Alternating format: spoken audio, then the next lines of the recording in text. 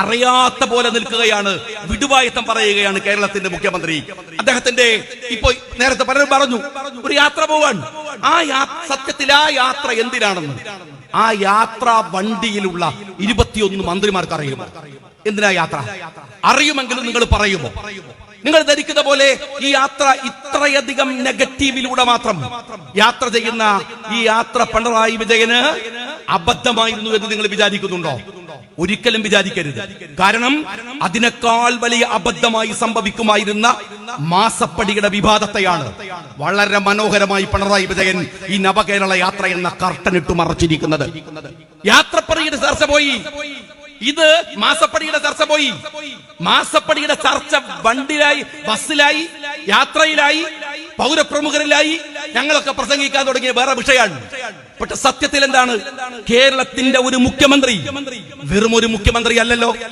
നിരവധി കൊല്ലം പാർട്ടിയുടെ സെക്രട്ടറിയായ മനുഷ്യൻ, CPM-ന്റെ തലമുതിർന്ന നേതാവ്. പാർട്ടി എന്തൊക്കെയാവട്ടെ, ഒരു കമ്മ്യൂണിസ്റ്റ് പാർട്ടിയുടെ ചരിത്രം എന്താണ്? ഇതാ മരിച്ചുപോയ എന്താണ് CPI-യുടെ നേതാവ് കാനം പാർട്ടി സെക്രട്ടറി സ്ഥാനത്ത് നിന്ന് മാറിയത് എന്തിനാണ്? അദ്ദേഹത്തിന്റെ മകന്റെ പേരിൽ വന്ന ഒരു കുറ്റകൃത്യമല്ല, ഒരു ആരോപണം. നിങ്ങൾ മനസ്സിലാക്കണം. CPI ഒരു കമ്മ്യൂണിസ്റ്റ് പാർട്ടിയല്ലേ? CPI ഒരു മാർക്സിസ്റ്റ് പാർട്ടിയല്ലേ?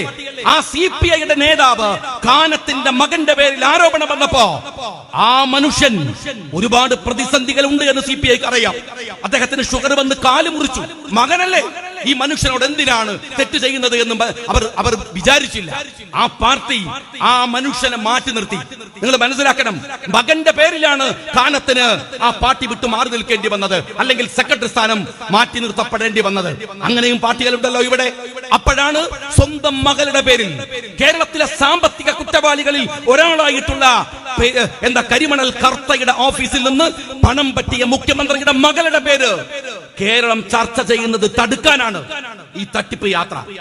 ഈ തട്ടിപ്പ് അല്ലെങ്കിൽ എന്തിനായി യാത്ര? ഞാൻ ചോദിക്കുന്നത്